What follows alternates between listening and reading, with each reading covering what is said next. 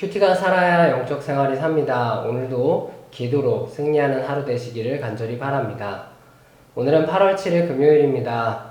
하나님께서 우리에게 주신 말씀은 에스겔 36장 32절에서 38절 말씀입니다. 주 여호와의 말씀이니라. 내가 이렇게 행함은 너희를 위함이 아닌 줄을 너희가 알리라. 이스라엘 족속아, 너희 행위로 말미암아 부끄러워하고 한탄할지어다. 주 여호와께서 이같이 말씀하셨느니라. 내가 너희를 모든 죄악에서 정결하게 하는 날에 성읍들에 사람이 거주하게 하며 황폐한 것이 건축되게 할 것인즉, 전에는 지나가는 자의 눈에 황폐하게 보이던 그 황폐한 땅이 장차 경작이 될지라. 사람이 이르기를 이 땅이 황폐하더니 이제는 에덴 동산같이 되었고 황량하고 적막하고 무너진 성읍들의 성벽과 주민이 있다 하리니, 너희 사방에 남은 이방 사람이 나 여호와가 무너진 곳을 건축하며 황폐한 자리에 심은 줄을 알리라. 나 여호와가 말하였으니 이루리라. 주 여호와께서 이같이 말씀하셨느니라. 그래도 이스라엘 족속이 이같이 자기들에게 이루어 주기를 내게 구하여야 할지라. 내가 그들의 수요를 양떼같이 많아지게 하되 제사드릴 양떼 곧 예루살렘이 정한 절기의 양 무리같이 황폐한 성읍을 사람의 떼로 채우리라. 그리한즉 그들이 나를 여호와인 줄 알리라 하셨느니라. 아멘.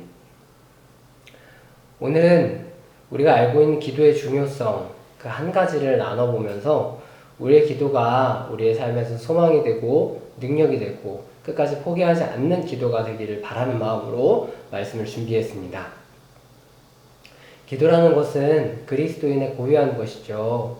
그 이유는 기도가 우리 하나님 없이는 이루어지지 않기 때문입니다.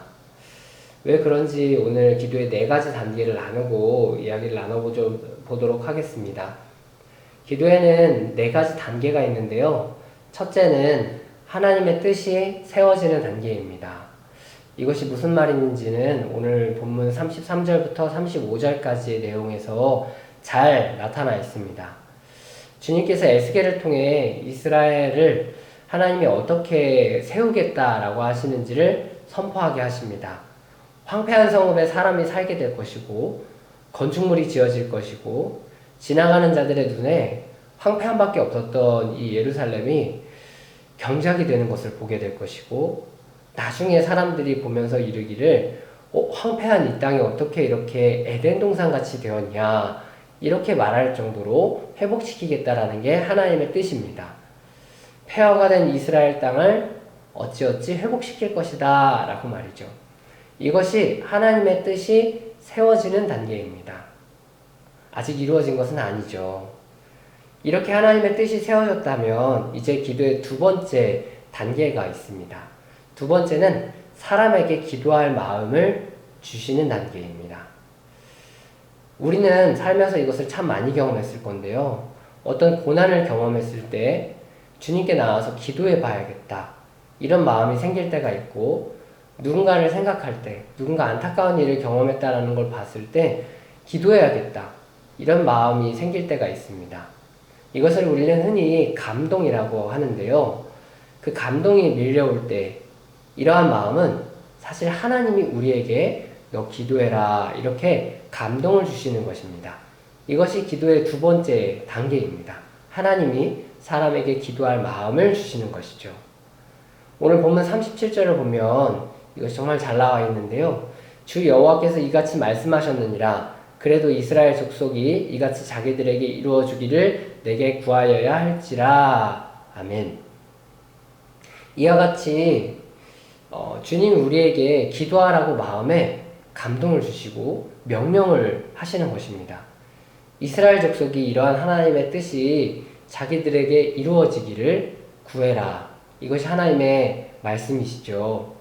그렇게 다음으로 이제 기도의 3번째 단계가 있습니다. 바로 성도가 이 하나님의 명령, 하나님께서 주신 감동에 따라서 순종하여 실제로 기도하는 단계입니다.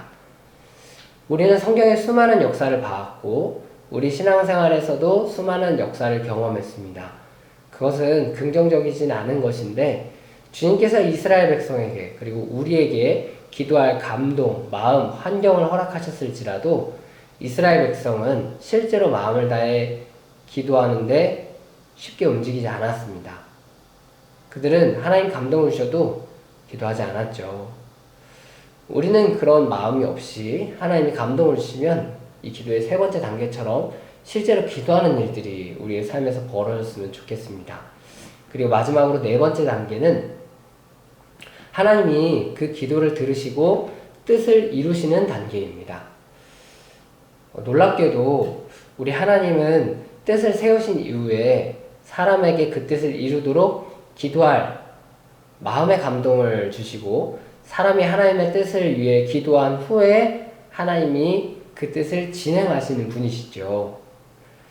참 놀라운 것이, 하나님이 스스로 뜻을 세우셨다면 그냥 이루시면 될 것이지만 참 복잡하게도 사람에게 기도할 마음도 주시고 그 기도를 들으신 후에 뜻하신 바를 이루시는데, 그 이유는 뭘까? 그 이유는 에스겔에서 자주 나오는 이 말씀이 아주 잘 품고 있습니다. 37절 하반절과 38절 말씀을 보면, 내가 그들의 수요를 양떼같이 많아지게 하되 제사드릴 양떼 곧 예루살렘이 정한 절기의 양무리같이 황폐한 성읍을 사람의 떼로 채우리라. 그리한즉 그들이 나를 여호와인 줄 알리라 하셨느니라. 말씀하신 것처럼 하나님이 사람에게 기도에 감동을 주시는 이유는, 기도하는 사람이 있어야 성읍이 세워지고 황폐한 것이 회복되었을 때 사람들이 여호와께서 이 일을 행하신 것이구나, 여호와께서 이 뜻을 세우고 계셨구나 알 수 있기 때문입니다. 만일 기도하는 사람이 아무도 없다면 하나님의 뜻이 이루어진 것으로 아는 사람이 아무도 없을 것입니다. 그저 우연히 되었다 또는 우리의 노력으로 이루었다 그렇게 말할 것입니다. 하지만 하나님의 뜻이 세워졌다, 내가 마음에 감동이 찾아와서 기도해보니 하나님이 우리 이스라엘을 회복시킨다더라, 이런 명확한 성령의 감동을 듣고 확신할 수 있는 사람은 여전히 지금도 있습니다. 주님은 우리의 기도와 사실 상관없이 그 뜻을 이루십니다. 하지만 이스라엘을 회복시키신 분은 여호와 하나님이다. 이스라엘을 회복시키신 분이 여호와 하나님인 줄 그들이 알리라. 이런 에스겔의 말씀처럼 이 이야기를 할 수 있는 사람은 기도하는 사람뿐입니다. 그렇기에 우리 하나님은 오늘도 기도할 사람을 찾으십니다. 우리 마음의 환경을 통해서, 건강을 통해서, 여러 현상을 통해서 기도하고 싶은 생각과 마음을 우리에게 주시는 분이십니다. 그리고 만일 그 마음이 우리에게 찾아온다면 주님이 우리 마음에 기도할 마음을 주신 것으로 믿고 우리가 실천할 수 있기를 바랍니다. 우리 마음에 감동이 찾아와 시작한 기도는 이미 그 기도에 주님의 뜻과 계획이 세워져 있습니다. 이를 믿고 기도하시기를 바랍니다. 그렇게 주님의 뜻이 세워져 있는 채로 기도하게 된다면 우리의 기도에 결코 포기가 없어질 것입니다. 환경이 거칠게 몰아칠 때 세상 방법으로 살아야지 왜 기도하시나? 그것은 그 근본이 주님이 기도할 마음을 주셨기 때문인 줄 믿으시기를 바랍니다. 우리의 기도는 시작부터 결코 혼자가 아닙니다. 내가 힘들어서, 내가 결단해서 기도하는 것이 아니라 하나님이 기도할 마음을 주셨기 때문에 기도를 시작하는 것입니다. 그렇기 때문에 시작한 직후 끝날 때까지 결코 기도하면서 우리는 혼자인 적이 없습니다. 혼자 기도한다 여기지 마십시오. 주님의 뜻이 세워져 있는 그 길 위에서 기도로 걸어가고 있다라는 확신으로 오늘도 기도하시기를 간절히 축복합니다. 기도하겠습니다. 주님, 우리에게 기도할 마음을 허락하시는 분은 오직 주님이신 것을 에스겔 통해서 말씀을 들었습니다.